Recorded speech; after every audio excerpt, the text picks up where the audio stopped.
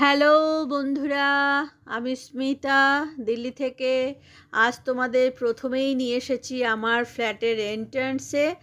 এই জায়গাতে আমার বেশ কিছু ইনডোর প্ল্যান্টস আছে।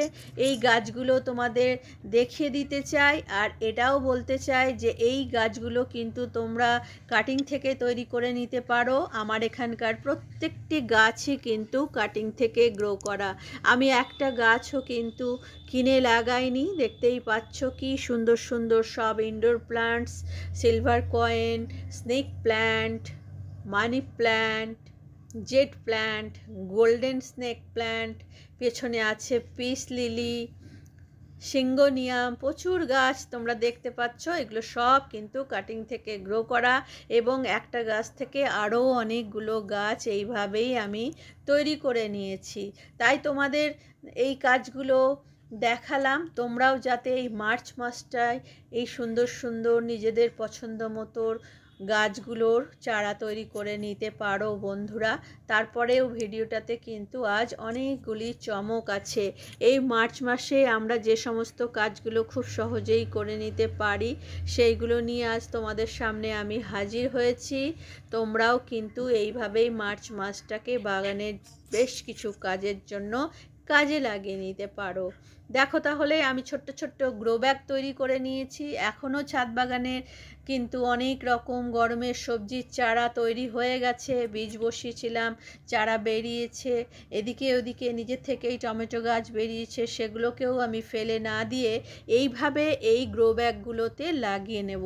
আর এই গ্রো ব্যাগগুলোও দেখো আমার ঘরে কিছু চটের ব্যাগ ছিল, সেইগুলোকে স্ট্যাপলার দিয়ে তৈরি করে রেখে দিয়েছিলাম। আজ নিয়ে বসেছি, আর এখন দুপুরবেলা, এখন আমার একটু ফ্রি টাইম আছে।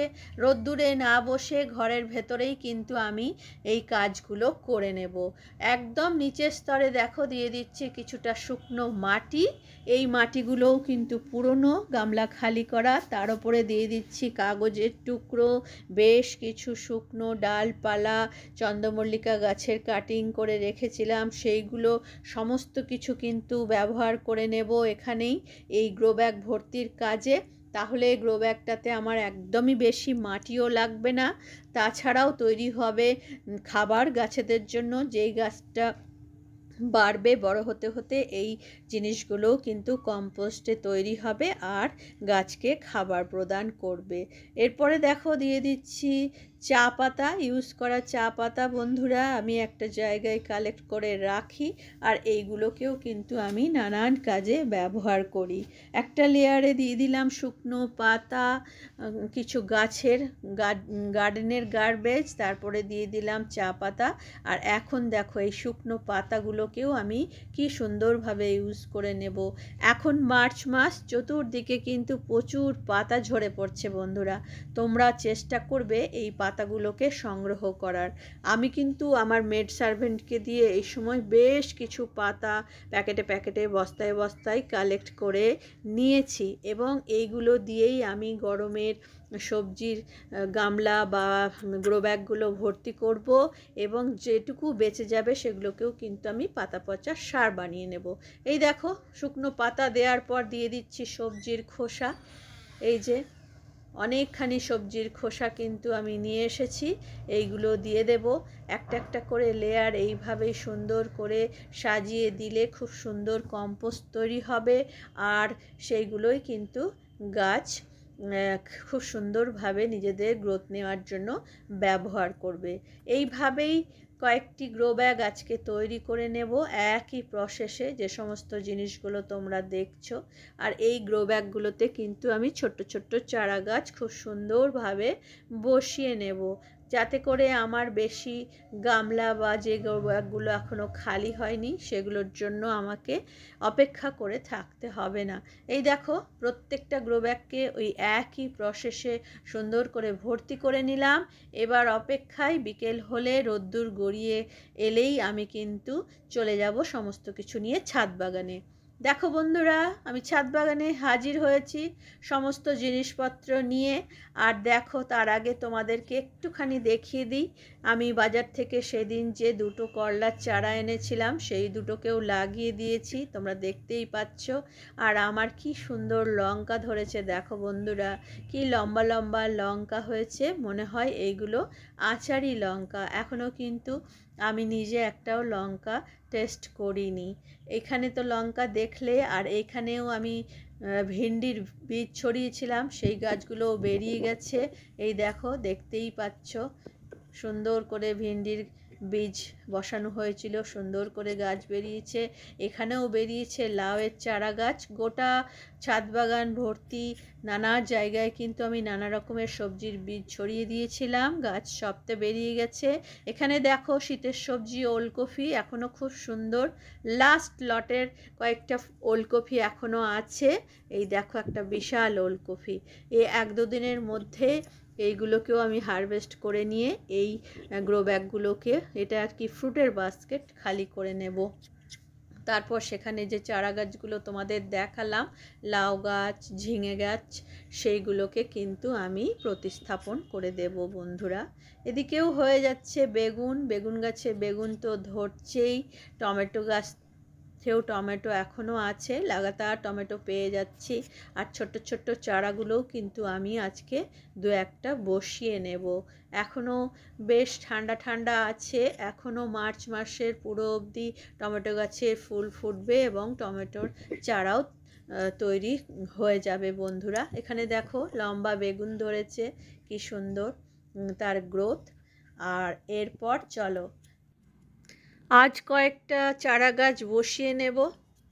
তার জন্য মাটি তো তৈরি করাই আছে, আর দেখতেই পাচ্ছ গ্রো ব্যাগগুলো প্রায় অনেকটাই ভরে দিয়েছি। এখানে নিয়ে নিয়েছি কিছুটা ভার্মি কম্পোস্ট।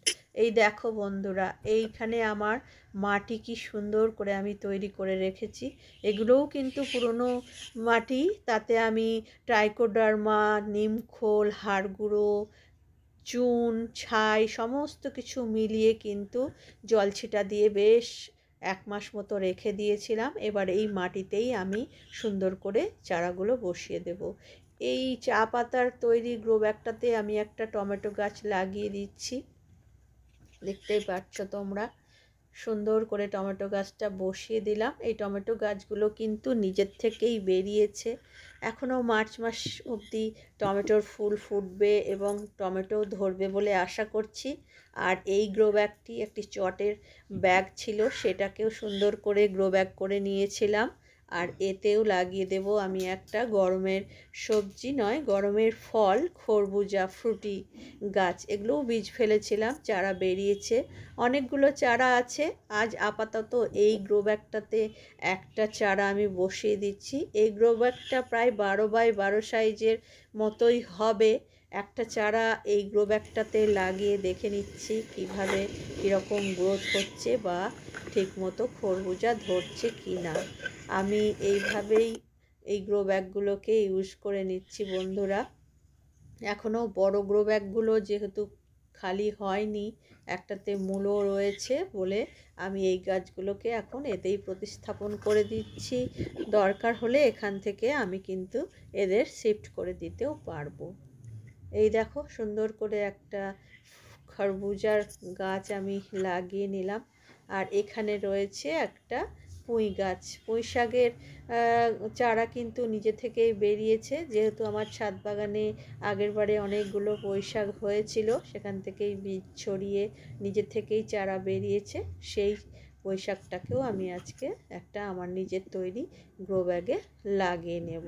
ছাদ বাগানে কিন্তু খুব ভালো পুঁই শাক হয়, আর পুঁই শাক লাগানোর জন্য এই গ্রো ব্যাগগুলো হচ্ছে একদম আইডিয়াল জায়গা। খুব সুন্দরভাবে এতে পুঁই শাক হয়। আমি কিন্তু আগের বছরও এইরকমই মোটামুটি গ্রো ব্যাগে চালের আটা বা আটার আটা সেগুলোতে আমি লাগিয়েছিলাম, ভালোই আমি রেজাল্ট পেয়েছি। তাই এই গ্রো ব্যাগে একটা পুঁই শাকের গাছও সুন্দর করে লাগিয়ে নিলাম। এভাবেই আস্তে আস্তে কিন্তু মার্চ মাসেই আমাদেরকে সমস্ত গাছকে প্রতিস্থাপন করে নিতে হবে, রিপোর্টের কাজগুলো বা ফাইনাল পটিংয়ের কাজগুলো করে নিতে হবে। তাহলে কিন্তু এপ্রিল মাস থেকেই আমরা গরমের সবজি পাওয়া শুরু করব বন্ধুরা। তোমরাও আশা করছি এই মাসটাকে খুব ভালোভাবে কাজে লাগাচ্ছ। চলো গ্রো ব্যাগগুলোতে সুন্দর করে জল দিয়ে দিই। গাছগুলো লাগিয়েছি, নতুন গাছগুলোতে আজ ভর্তি করে জল দিয়ে দিলাম এবং সাইডে একটু ছায়াযুক্ত জায়গাতে গ্রো ব্যাগগুলোকে টেনে রেখে দিলাম বন্ধুরা। দু একদিন এই ছায়াযুক্ত জায়গায় গাছগুলো থাকার পর এগুলোকে আমি প্রপার রোদ্দুরে বের করে দেব। কেন কি সবজি গাছে কিন্তু 4-5 ঘন্টা সুন্দরভাবে রোদ্দুর পেলে তখনই ভালো ফলন পাওয়া যায়। এই দেখো বন্ধুরা, ছায়াযুক্ত জায়গাতে সুন্দর করে আমি সাজিয়ে রেখে দিলাম। এইভাবেই ছোট্ট ছোট্ট গ্রো ব্যাগে আমরা ভেন্ডির গাছও লাগাতে পারি। এক একটা গ্রো ব্যাগে এক একটা করে ভেন্ডির গাছ, সেটাও কিন্তু খুব ভালো হয়। আমি আগেও লাগিয়ে দেখেছি। করে নিচ্ছি কয়েকটা মূলো হারভেস্ট। এই গ্রো ব্যাগটাতে আমি কিন্তু ব্রোকলিও লাগিয়েছিলাম। একসাথে একটা গ্রো ব্যাগে 2 ধরনের সবজি চাষ করেছিলাম, তোমাদেরকে আগেও দেখেছিলে। ব্রোকলি তো খুব সুন্দর হয়েছিল, মূলোও কিন্তু এখন ভালোই হচ্ছে। বেশ কয়েকটি মূলো আজ আমি হারভেস্ট করে নিচ্ছি এবং খুব তাড়াতাড়ি এই গ্রো ব্যাগটাকে আমি কিন্তু এবার খালি করে নেব।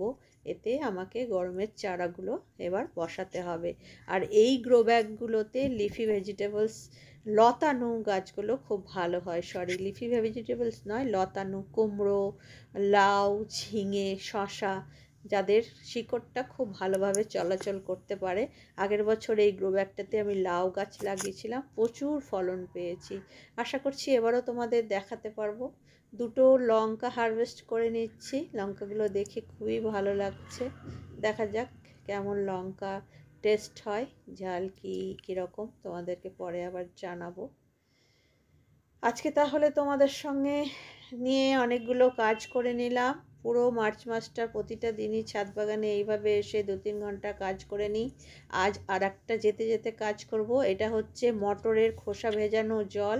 মটরের খোসাগুলোকে 2-3 দিন ভিজিয়ে সেই তরল সারটাকে কিন্তু আমি আজকে গাছের মধ্যে স্প্রে করে দেব। এতে কিন্তু গাছের পাতা সবুজ থাকে। এটা কিন্তু খুব ভালো একটা লিকুইড ফার্টিলাইজার। এই দেখো সমস্ত বেগুন গাছগুলো এই সময় খুব সুন্দর তরতাজা হয়ে উঠেছে। এই গাছগুলোতে আমি সুন্দর করে এই মটরশুঁটির খোসা ভেজানো জলটা স্প্রে করে দেব। এদিকে লঙ্কা গাছেও স্প্রে করে দেব। এই যে 4টে মূলো আর 2টো লঙ্কা তুলে নিয়েছি। এখানেও দেখতে পাচ্ছ টমেটো গাছগুলো। আজকের ভিডিওটা যদি তোমাদের ভালো লাগে লাইক করো, শেয়ার করো, কমেন্টস করো, আমার চ্যানেলটাকে সাবস্ক্রাইব করো বন্ধুরা। এইভাবেই সাথে থেকো, গাছেদের সাথে থেকো। ভালো আছি, ভালো থেকো। টাটা।